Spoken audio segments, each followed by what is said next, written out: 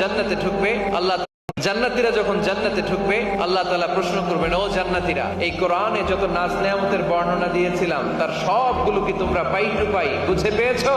জান্নাতীরা বলবে পেয়েছি। হঠাৎ এক জান্নাতি হাত তুলে বলবে, আল্লাহ একটা জিনিস তো পাই নাই। সবাই বলে পাইছি, তুমি পাও নাই। কি পাও নাই? কয় আমনেরই তো পাই নাই।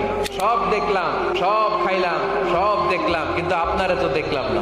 আল্লাহ তাআলা তখন বিশাল জান্নাতের এক কনফারেন্স রুমে সবাইকে বসিয়ে আল্লাহর দিদার মানুষকে দেখাবেন। আল্লাহ তাআলা তার গোপন সৌন্দর্যকে সেদিন জান্নাতীদের সামনে প্রকাশ করে দিবেন।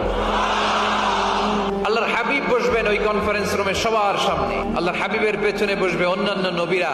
ওই জান্নাতের কনফারেন্স রুমে আমরাও যেন বসার জায়গায় পাই, আল্লাহ তুমি তৌফিক দিয়ে দিও। আল্লাহ তাআলা অনেকগুলো নূরের পর্দার পেছন থেকে নূরের ঝলকানি মারবেন। আল্লাহ তাআলা সৌন্দর্যের বা নূরের ঝলকানির এক আলোকচ্ছটা জান্নাতীদের সামনে তুলে ধরবেন এক মুহূর্তের জন্য। কয় মুহূর্ত? আলোকচ্ছটা দিয়েই আবার নাই, আবার সরায় ফেলবেন। ওই এক মুহূর্ত দেখে জান্নাতীরা পাগল হয়ে যাবে।